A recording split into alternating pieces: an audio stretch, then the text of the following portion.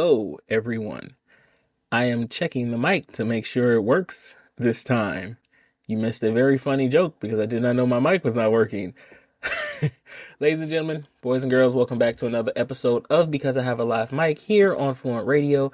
What is good, everybody? Hope you guys had a great week. Hope you guys are having a good rest of your week. We have a great show for you lined up today. We're going to talk about the Eastern Conference playoffs, second round, the upsets that did happen. Is this a thing to come or just a blip on the radar for the top two teams? We're also going to talk about the Western Conference Finals, how it's going to be a matchup of two young upcoming stars going forward. We're also going to talk about what teams should do now that the offseason has approached them since they've been eliminated from the playoffs. And are the Lakers due to make a big move this offseason? We're also going to talk about the NFL and who I think has the best defense going forward next year. And we're also going to talk about, we'll get into it now because we're approaching to the fact of where it is becoming the NFL season. And obviously the biggest story going forward into the NFL season this year is the Shedeur Sanders, I don't want to say debacle, or the Shedeur Sanders draft journey has happened, right? I'm going to get deep here real quick, and cool, whatever. If you want to tune out, you can tune out. But this needs to be said about why Shedeur Sanders fell and why he is still being talked about in a sense. One of the things that I hate about the coverage that has happened is using Cam Ward as an shining example of why Shedeur is fail in the draft and why he isn't coveted and cared about as much.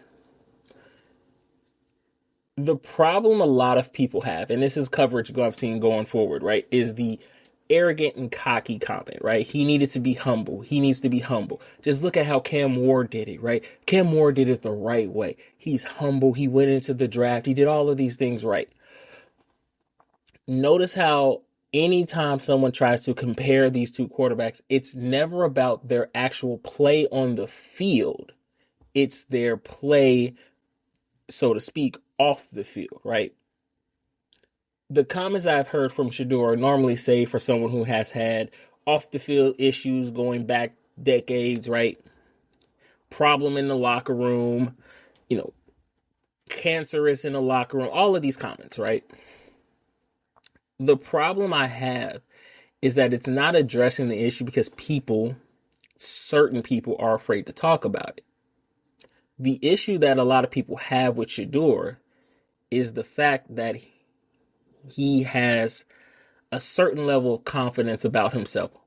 Earned or unearned, whatever you want to say. He has a level of confidence about himself that can rub people the wrong way. And this just isn't more for Shedeur. This is a blanket statement about black people in general. Is that when you have a level of confidence that people cannot shake from you, that people cannot break you of, it scares them. And that is the problem that a lot of people are having with Shedeur. You can sit here and say, well, he didn't have a great record in college. He didn't really do much. He took a lot of sacks. You can talk about everything you want on the field, which is fine, fair, and dandy, right? You are a sports analyst, analyze the sports stuff on the field. But when you start to bring up his character as if he is this huge problem in the locker room, that people hated him, that he was always getting away with stuff because he was the coach's son. When? There's a story coming out where Shedeur got locked out of a meeting because he was late. His dad did that. He did not play the first half of the Celebration Bowl one game because he missed a meeting. Shedeur has never had a problem in the locker room, outside the field. You have never seen reports.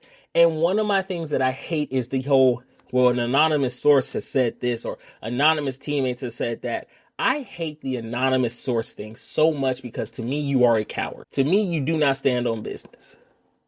Because you want to say these things, but you don't want the backlash from it. You don't want to have any type of negative comments towards you. So you'll say it anonymously so that way you can still have coverage. So it's like, hey, I didn't say it. It was an anonymous source, not me. An anonymous source said this. An anonymous source said that. In journalism integrity, keep it whatever whatever you want to say is fine. But to me, anonymous sources, I have always had an issue with. Because to me, you are not standing on business. You are a coward. Because you don't want the smoke to come towards you. And for anonymous sources to sit up and say, well, Shedeur had locker room issues. No one's ever said that. None of the teammates have ever said that. Shedeur wasn't a good quarterback. Then why was all of his receivers drafted? He's like Colorado was the only team to have all of their starting receivers drafted in the draft. The problem with a lot of people is black excellence scares them. The humble comment always comes up anytime where it comes with black excellence because they need to break you down.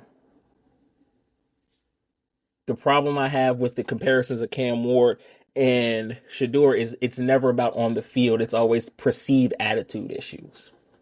Cam Ward is humble. He did it the right way. He didn't raise any, brows. He said all the right things and did everything right. Shedeur wasn't. He was cocky. He was arrogant. He seemed like he was better than a lot of people. The teams he were interviewing was for the Giants. Mind you, their top pick right now can't get a number because the two legends there are arguing about, do I really want to give him my number? Mind you, Lawrence Taylor has every right to say, nah, I'm not going to give you my number. Phil Simms, less of a right to say, I'm not going to give you my number. But the Giants organization right now is proven that they are a nightmare to be with. So if Shedeur was blowing off the Giants, I can kind of understand that. Let's not forget, his dad did the exact same thing with the Giants. His dad said, y'all not even going to draft me. To quote him, I'm going to ask for so much money, y'all don't have to put me on layaway. Black excellence scares them because they know that they cannot, quote unquote, control it. They know that they cannot have the things that you need, which is basically saying, like, here's a bunch of money, now do what we say. Black confidence scares them because they cannot handle it. So the problem with a lot of people with Shedeur is that he comes off as his arrogance. He comes off as cocky. It's coming off more as just like him standing on business, him being himself. Y'all don't like it because you cannot control it. Cam Ward, phenomenal athlete, great story. He is someone that they like to push. And it's not even like just these two examples, right? You can go back, not even that far. We talk about the difference between Patrick Mahomes and Lamar Jackson a lot. The reason why Lamar Jackson is not being pushed as the face of the league as he should be is because he talks like he's from South Florida, because he's from South Florida. He has grills. He has the braids in his hair.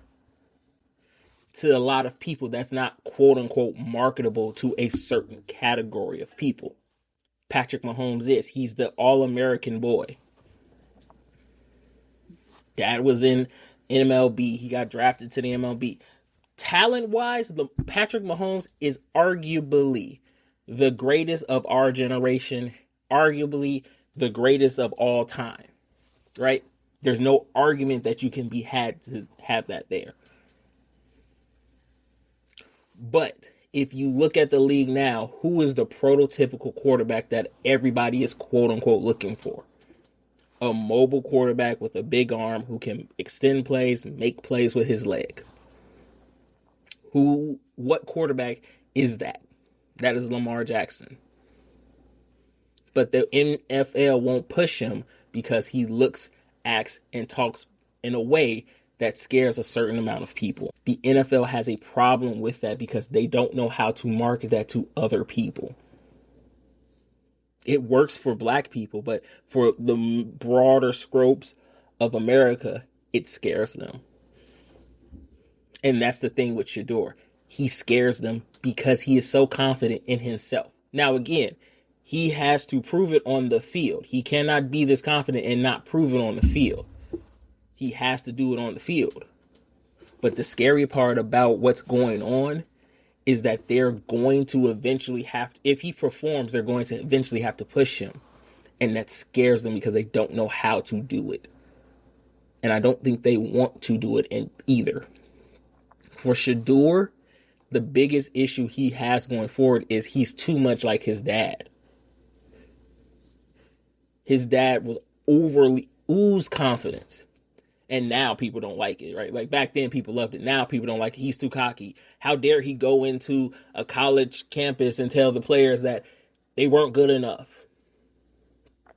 Before Deion got there, they were 1-11. They were 1-11. They were not good. They were bums. Had any other college coach went in there and said, these guys are bums, y'all need to work harder, y'all would be praising them. But because Deion came in there and said it to their faces, he didn't say it to the cameras. Oh, well, he had cameras in there and he embarrassed those kids. The kids were 1-11. That wasn't embarrassing, but him telling them that they suck was embarrassing.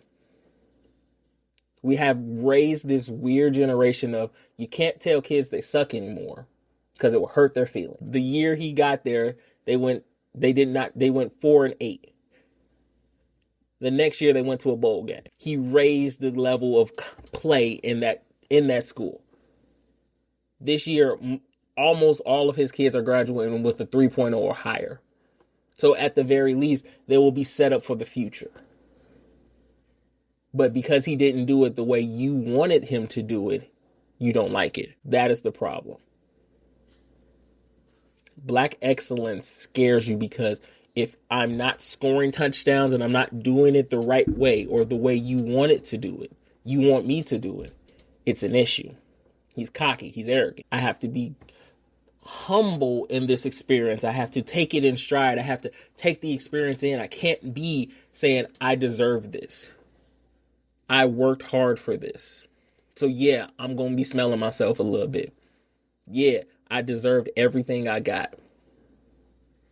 I worked my ass off to get to this spot. And y'all are upset because I'm not sitting here saying, golly gee willikers, I'm just so happy to be here. And, you know, any opportunity I get, I'll just do my darndest, hardest to do it. Nah. When someone comes up to you and say, like, how do you feel about it? Like, yeah, I deserve to be here. I worked all my life to get to this very moment. Y'all don't like that.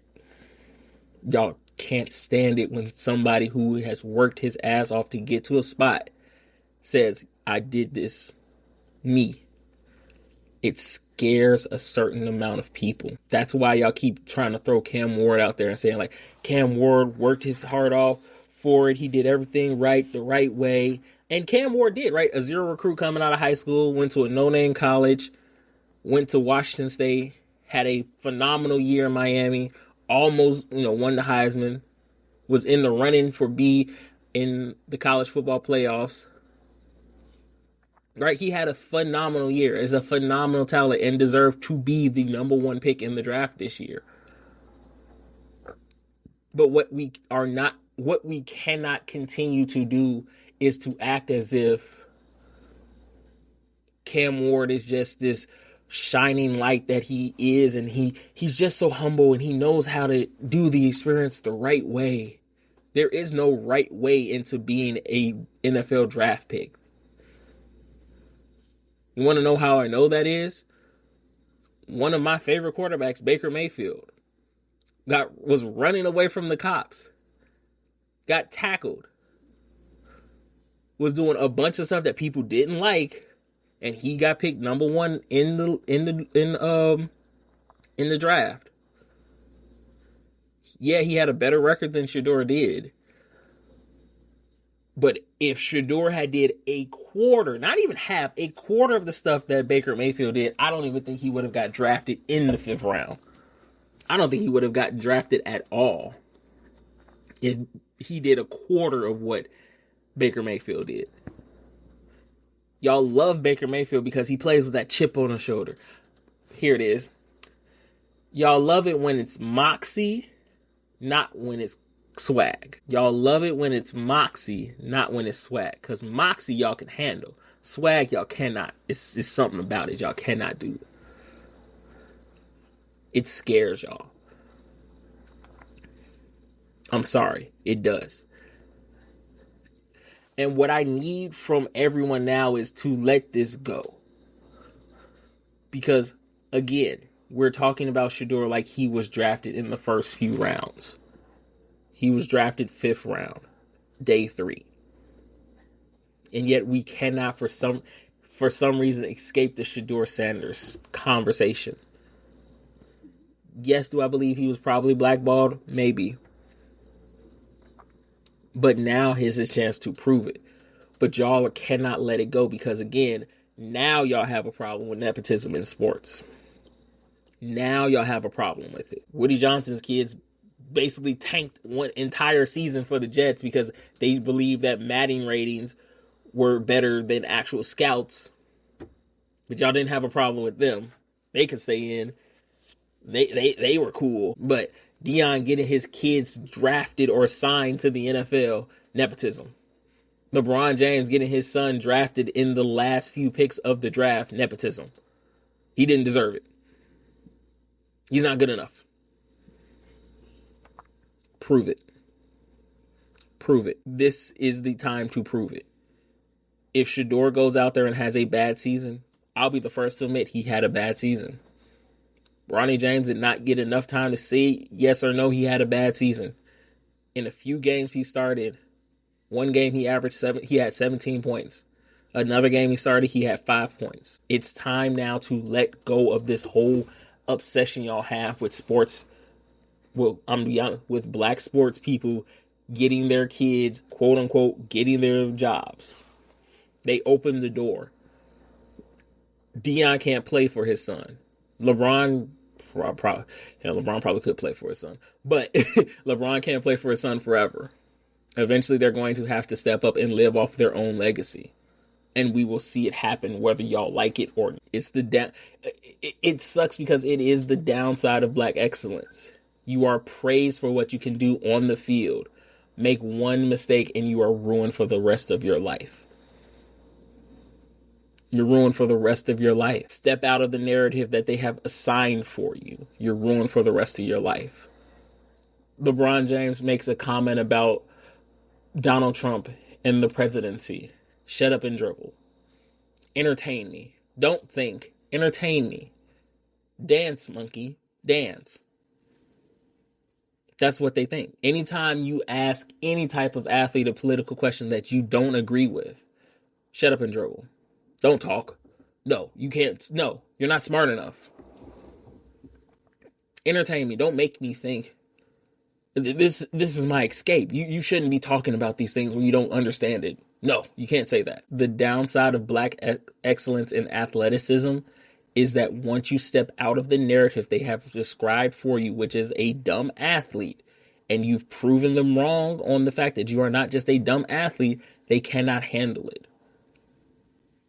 They cannot. Y'all love to throw up Muhammad Ali, saying like, look at Muhammad Ali. He was a leader and all of these things. When Muhammad Ali was going against the Vietnam War, people called him a draft dodger and a coward. Time proved that Vietnam was not a great war.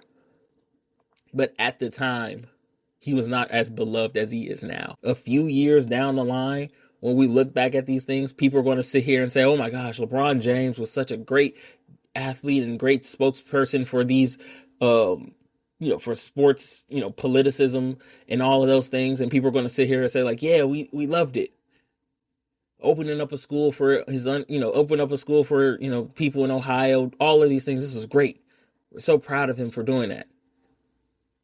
When we live in the moment, I'll be right there to say, y'all told him to shut up and dribble when he was talking about these things. Y'all told him to shut up and dribble. The downside of I've said it a lot and I'm going to continue to say it. The downside of black excellence in athleticism is that when you step out of the box or the narrative they have described for you, that is when you are now in public enemy number one to them.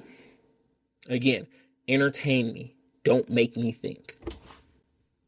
Okay, let's talk about some fun sports topics now, right? We're going to talk about the upsets that happened in game one of both Eastern Conference games. I'll say this. The Knicks one was more shocking. I did not expect them to take game one at Boston. If anything, I thought they would win game four in New York and then, get the gentleman sweep. For them to pick up game one in Boston, especially the way they did defensively, holding Boston to, I don't want to say a low. They scored 106, so it's not like they scored them to, like, they held them to a low amount. But to be able to come back from a 20-point deficit, push it to overtime, and have that few last series that they did, especially with Mikal Bridges, right? Like, he only scored 8 points, but the points that he did score were very meaningful. Defensively, he held Jaylen Brown and got the steal to close out the game. So defensively, if they can keep this up, they have a chance, right? Now, again, Kristaps Porzingis is not going to go 0 points throughout the whole game, each series. Like, he's going to figure that out, especially against New York, right? Like, this is a little bit of a revenge series for him. But for them to close it out the way they did defensively, for them to hold them to only 106, to come back from 20 points down, this is not the same New York team that they've played in the regular season. This is a New York team that is motivated. This is a New York team that has, let's be honest, the team that can beat them. They have a bench. Defensively, they have their squad there. And if they can keep this up, this could go to 7 games.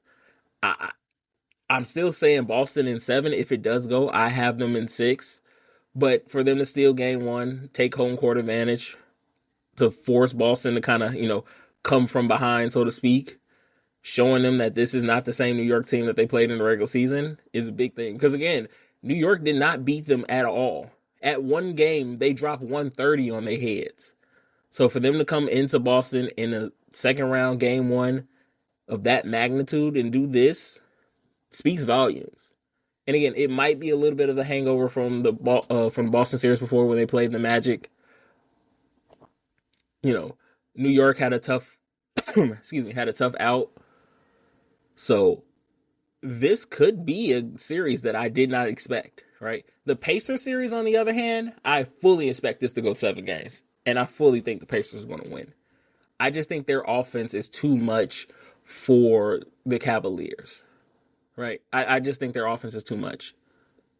If they can get players like T.J. McCollum, but Benedict, hell, even Obi Toppin, if they can get the bench players to contribute, so it's just not Siakam and Tyrese Halliburton, they can do that.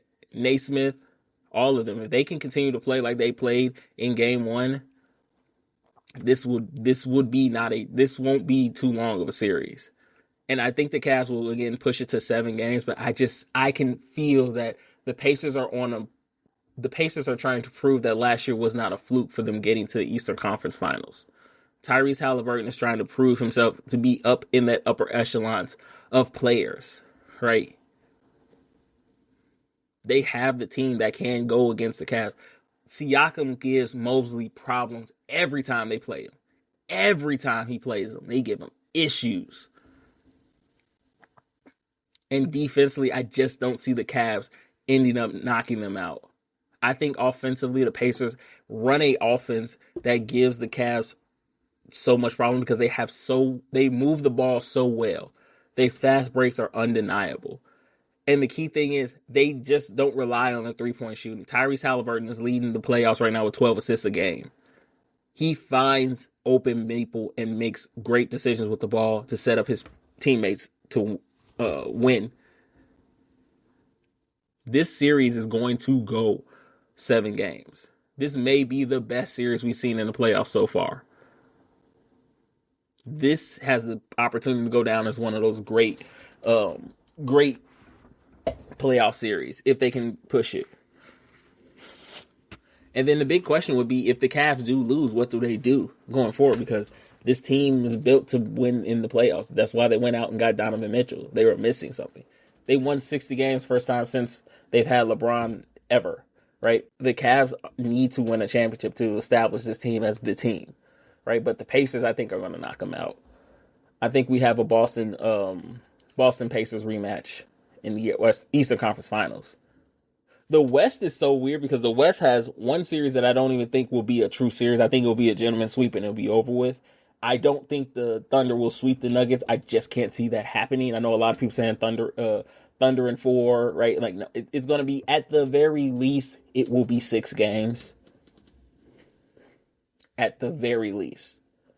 And we all know Ant is on his Randy Orton legend killer. He's on his legend killer arc right now. Like, just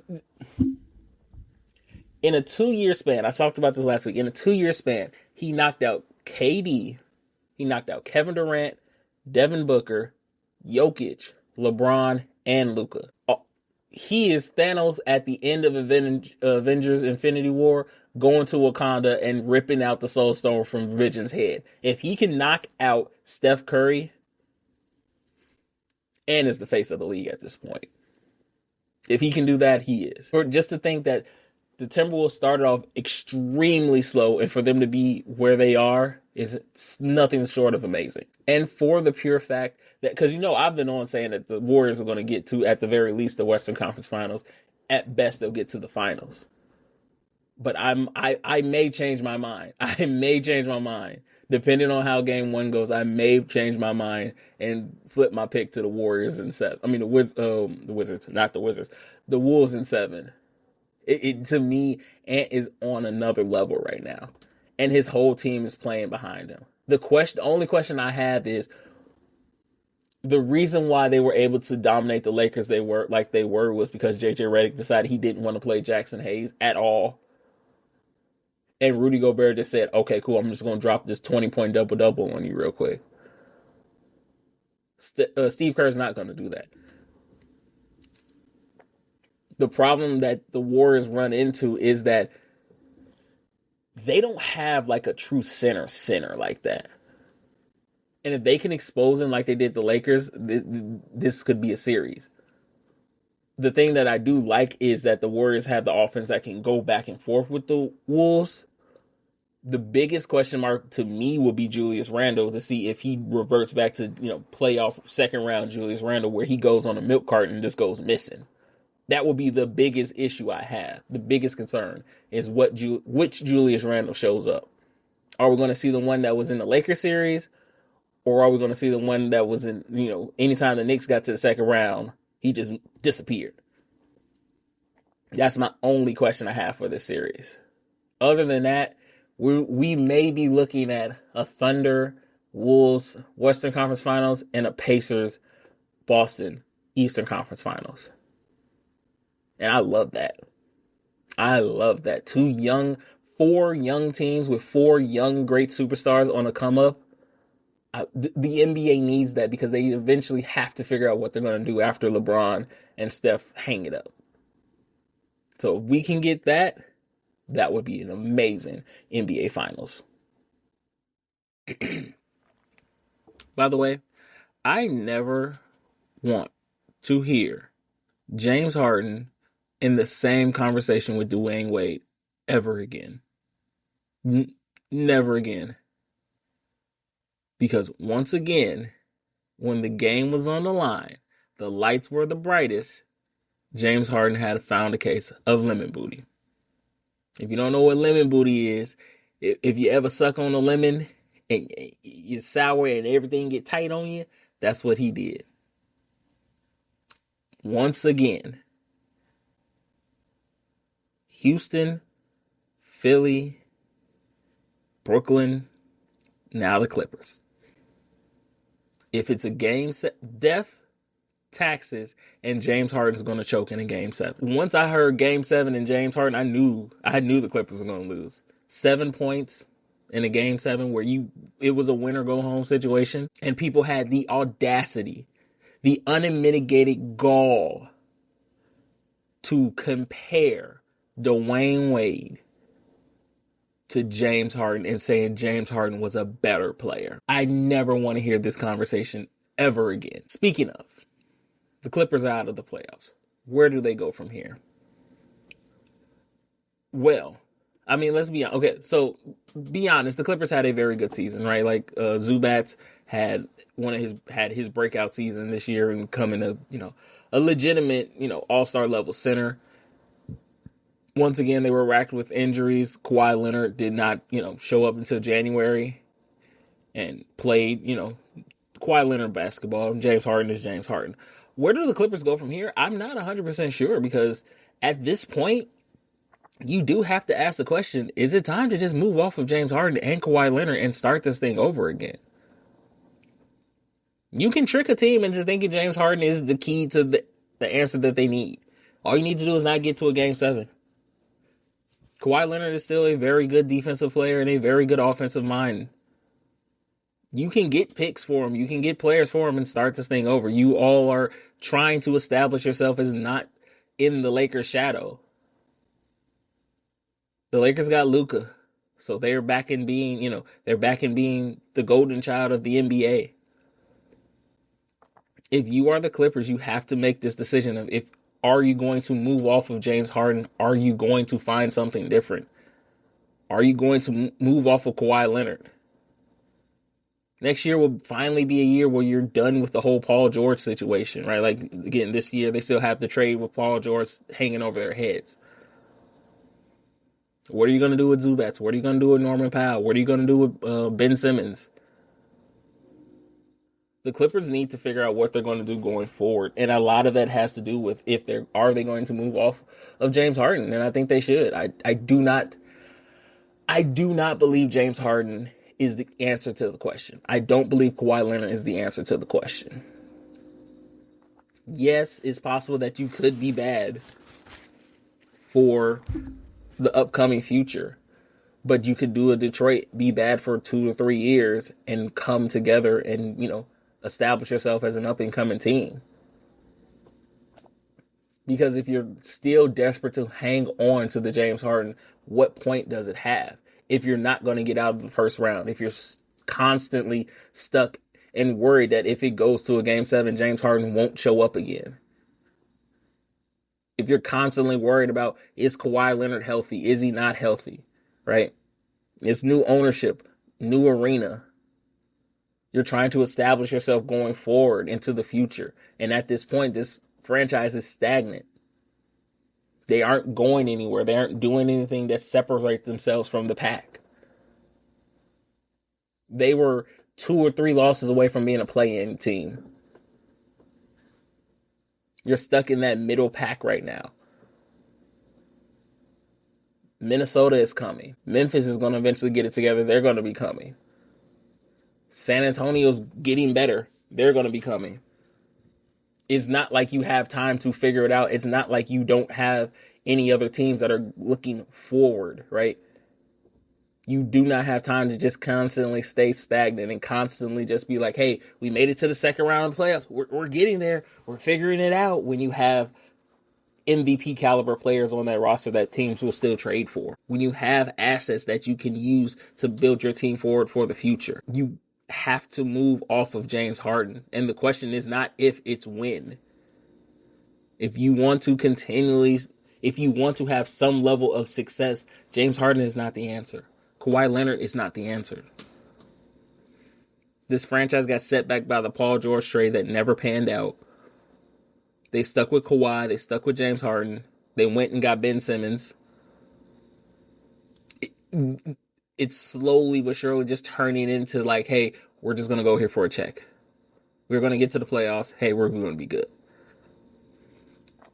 But at what point is just getting to the playoffs enough? At what point is not reaching the Western Conference Finals? Is that point of getting to the NBA Finals the point of it?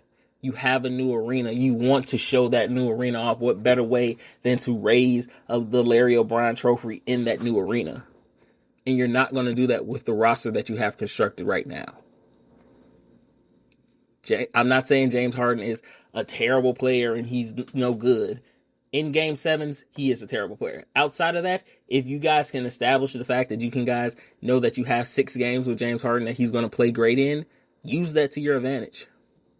Find a team that's willing to make a trade for him. I'm pretty sure there's some team out there that are willing to take another chance on James Harden. There's a team out there willing to be like, hey, you know what? We can figure out James Harden. We got it. James Harden is not the answer. Kawhi Leonard is honestly your best asset. He is still a very valuable player. He has issues with his health, yes. If you can figure out how to keep him healthy, how to keep him upright, you have a golden opportunity with Kawhi Leonard. It's time to move off of him. It's time to find something different. It's time to figure out what you're going to do going forward, because right now you guys are stuck in the middle and a lot of other teams are coming forward. So now you're in the middle.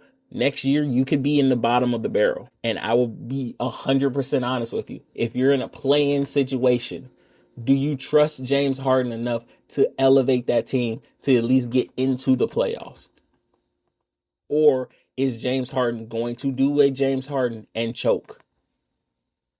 For the pure fact that we all know he chokes, he has now become officially an unofficial tagline in the NBA. He's going to James Harden. That means when it's game 7, when the game is on the line, you know he's not going to show up for you. It's time to look towards the future and move off of James Harden, move off of Kawhi Leonard, and go forth and try to find a way to get this team to a level of relevancy it has not been for a while. Speaking of teams in LA and what they should do, the Lakers, dear God, JJ, I know it's over with, but put in Jackson Hayes. Listen, I'm gonna be honest with you. Once Rudy Gobert got to 15 rebounds, I don't care if Jackson Hayes is a liability on offense. At the very least, he's 6'11". He can at least challenge Rudy Gobert with rebounds. Like, JJ needs to take full responsibility for that loss, because his stubbornness lost that game for them. His stubbornness in not wanting to put in Jackson Hayes, wanting to keep the small ball lineup in there, proved that he doesn't know what he's doing fully. That's why he only got 5 votes for 3rd place in Coach of the Year. JJ needs to take full responsibility for this loss. But in key factors of what the Lakers need to do as going forward, they have to ask this question: what are they going to do with LeBron? Because he has the player option. He's probably going to opt in because his kid is there. He's most likely going to opt in. They have to figure out what they're going to do with Luka, because after the 2026 season, he's a free agent and he's due $230 million in a contract, right? And if LeBron James does finally hang it up after this season, they want to try to make that last bit of run for him, right? Because I'm not saying that the downtick is happening, but just saying, those last few months, LeBron did not look like LeBron. I'm just saying. I don't know what his average will be. I know people's final season, Jordan averaged 20, Dirk averaged 8, Kobe averaged 18 when their final seasons. I think he'll average a little bit more than that. The game has changed since those 3 guys were playing. But I'm just saying, if this is the downtick for LeBron, the Lakers should go all out. The big question is, who should the Lakers get? Because the biggest question is, they need a center. Right? They need a center. They don't have a first-round draft pick, so they can't get that in the draft. If LeBron opts in, kind of hurts them in the money. They could get a mid-level extension, maybe. Maybe sign somebody on that vet level contract. It'd be hard, but they could do it. But if they're going to go all in for potentially LeBron James' last season, the biggest thing I think they should do is try to go get Kristaps Porzingis from Boston. Boston is not going to be able to pay all of those players. They're not going to be able to pay Tatum. They're not going to be able to pay Brown. They're not going to be able to pay Drew Holiday. They're not going to be able to pay Kristaps Porzingis. One of those 4 guys is going to have to be off that roster. And if you have a choice between Kristaps, Tatum, Brown, I think they're going to go with the last 2. And if I'm the Lakers, I'm going all in on everything possible I can do to get Kristaps to come to the Lakers. You can get a center that can stretch the floor, that's able to pass, that's able to get rebounds, that's able to shoot, able to do a lot of things that they need right now. So if I am the Lakers, I'm going all in on getting Kristaps Porzingis. I know you have the possibility of the Giannis sweepstakes going in, but then you kind of have the situation that you have with Anthony Davis forcing someone who wants to play the 4 to play the 5. If you go and get a true center in Kristaps Porzingis, you might have a chance to to get this unattainable ring that you have been chasing, because everybody doesn't like the Disney ring, so we're not going to. The Disney ring happened, but you can go get this. You can go get a ring with Kristaps. You can finish off LeBron James on the high. You tie Boston with the most wins in the franchise. The Lakers should go all in on possibly getting Kristaps Porzingis in this offseason. If they want to do the last run for LeBron like that, they should do. That's what they should be aiming for. And then Miami has an interesting thing, because Miami has a lot going on.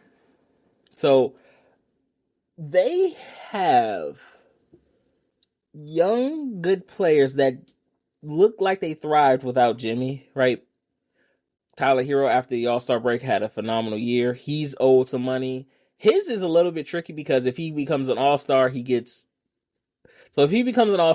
get about like $150 million for 3 years. If he becomes All NBA, he'll be eligible for the Supermax. So you have Tyler Hero, who's possibly going to be doing for the Supermax. You have Bam. I'm pretty sure they're going to try their darndest to keep Bam. And I'll be honest with you, the biggest issue that they had is offensive firepower. They did not have a lot of that. Defensively, they're okay, but offensively, we saw it in the series against Boston. They did not have the firepower to go against a Boston like that. Not Boston, sorry. Not Boston, they had the Cavs, sorry. They did not have the firepower to go against the Cavs, I'm sorry. And I'll be honest with you, if Miami wants to make a run and get back into that elite category of teams, just like LA, they should do everything in their power to enter into the Giannis Antetokounmpo sweepstakes. Giannis is most likely going to be done in Milwaukee. He's most likely done. You missed the opportunity to get Dame. I do not think they'll miss the opportunity to get Giannis. They have a bunch of first-round picks, so they have the thing to trade for him.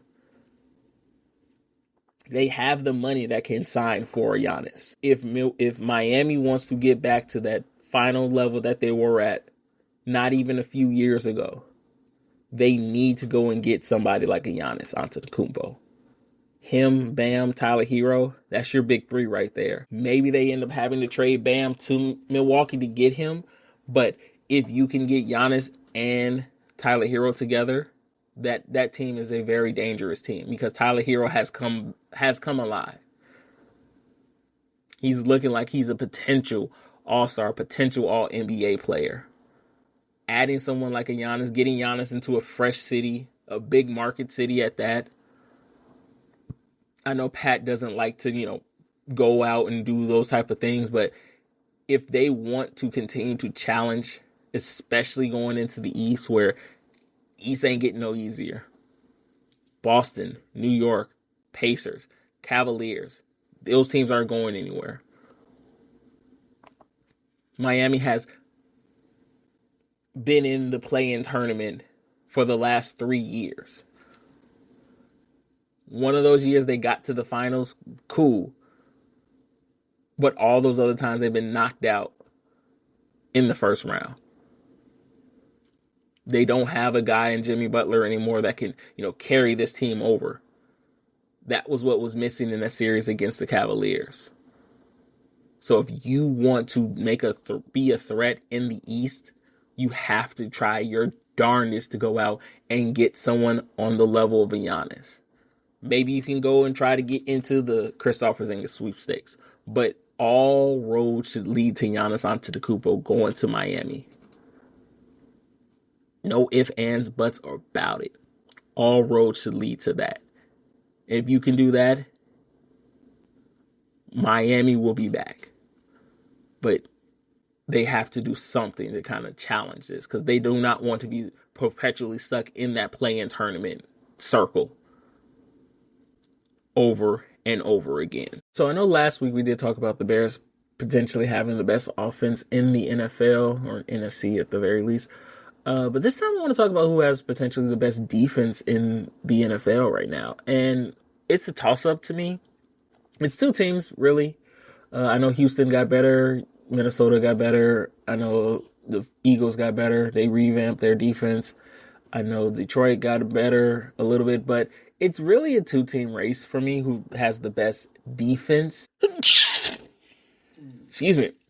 Did you hate when the long pauses for sneeze comes?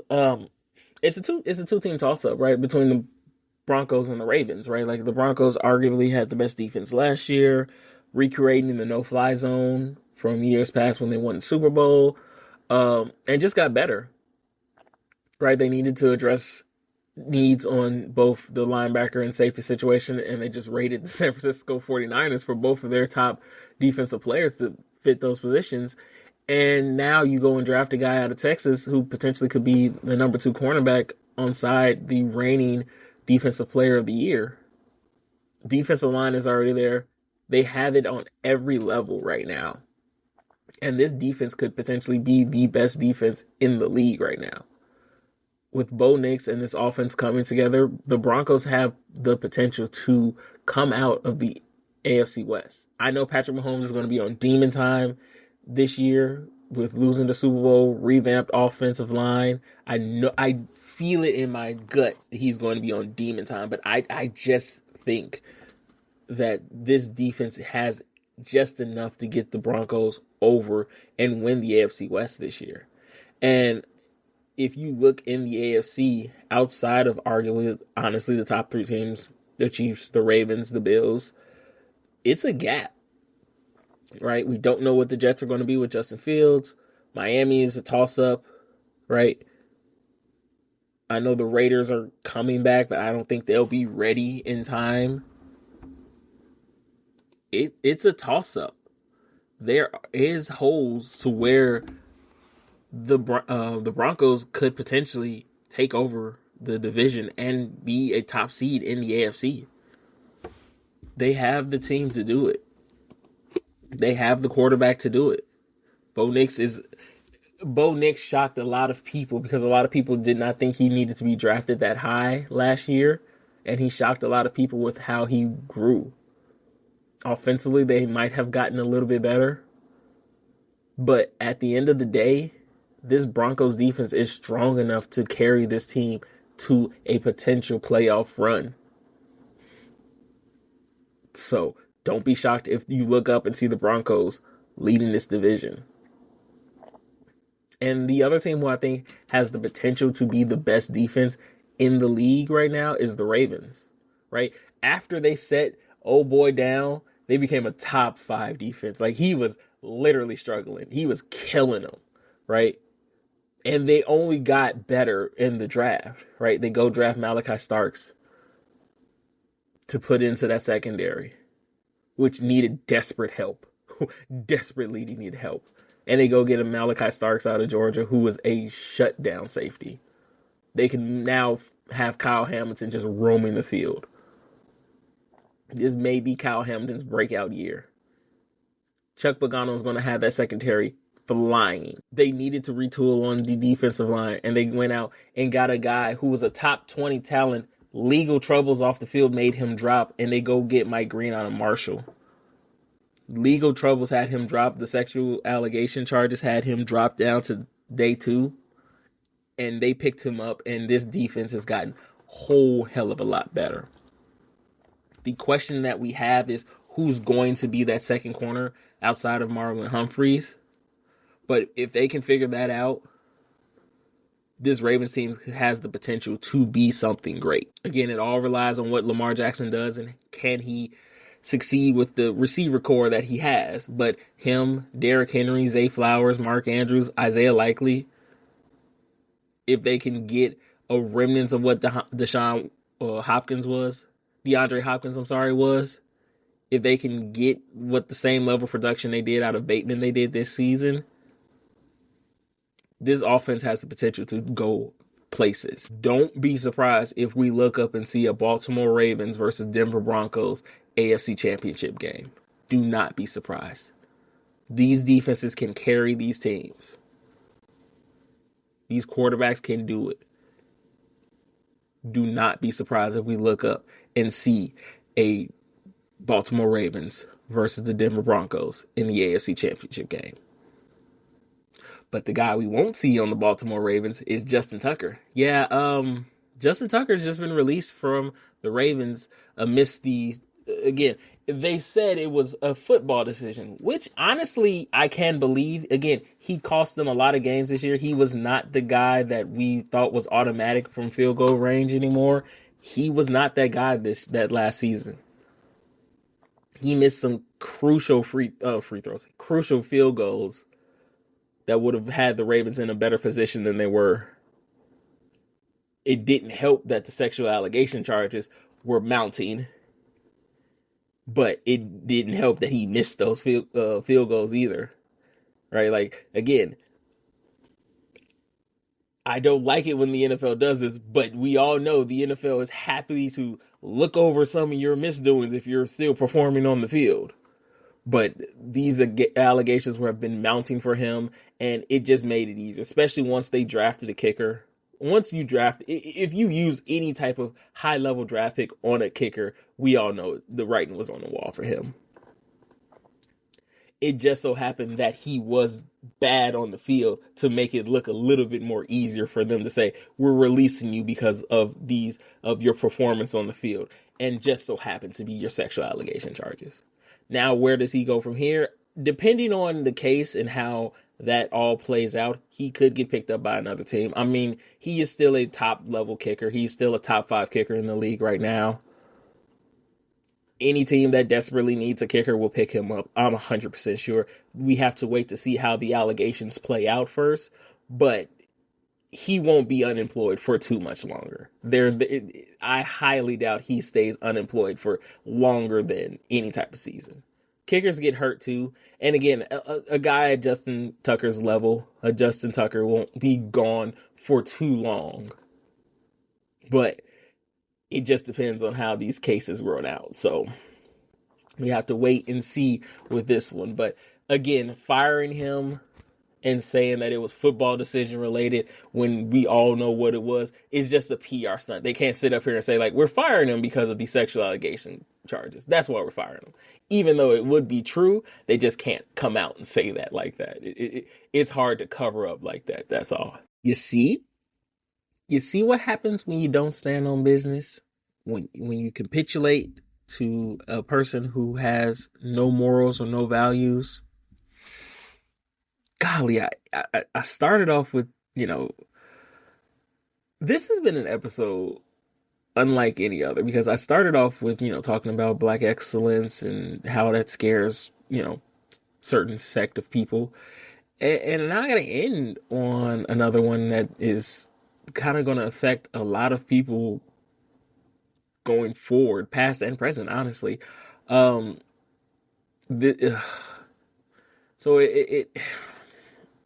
it has been proposed. It's not in law or anything, but the White House has now proposed that they're going to cut funding for TBI, traumatic brain injuries, in the midst of trying to, save money, because golly, let's save money on seeing if we can keep people's brains in their skulls and seeing, how that affects, and how basically a car crash on every play affects the brain, right? But yeah, the NFL. Okay, so the NFL draft in 2027 is going to be in Washington, D.C. So Roger Goodell was out there signing names, shaking hands, kissing babies with, the guy in the White House. And yeah, he just proposed that, hey, we're going to be cutting millions of dollars to traumatic brain injury research, the study to help, understand CTE and how that affects the brain going forward, and not only just functions and just how you live, basically. And it's not like it's some proposed thing. We've seen happen with CTE, right? I mean, I don't like to use this example, but Aaron Hernandez, right? Do I think all of it was CTE? No, I think a lot of it was him, but I think the CTE exasperated it because he was always kind of like that. If you watch the Aaron Hernandez, the American Crime Story, documentary on him, like the docu-series on him, you understand. But when I say this is what happens when you don't stand on business, they had an opportunity to kind of like not so much distance themselves, but just kind of stand up for people and stand up for the players that were, saying that, hey, we not rocking with old boy. And this is what it comes to, right? You had to stand there and glad hand and kind of smile and take it on the chin as he said he's cutting research to make sure that your players that you employ, again, these are your employees, may or may not be able to understand the effects of car crashes basically on almost every play has the effect on brains, right? We have seen multiple times where individuals have off themselves because their brain failed them. Or we have seen former players not be able to function past the time of their life when they were playing the game because they had concussions over and over again, undiagnosed, and now their brain is mush and they can't remember their kids' names. We have seen this happen. And now the thing that was helping the players be able to understand the issues that come with this game be cut. So things like the Guardian caps. When I know everybody was upset about the Guardian caps. Oh, this takes away from football. How? It's protecting the players. How does this take away from football for you? Because you don't get to see. We saw hits where the head hit the ground and the Guardian cap had a wave going through it. Now imagine that in a helmet in your brain. It does not take much for your brain to move in your skull. This is coming from someone who was diagnosed with a concussion in high school.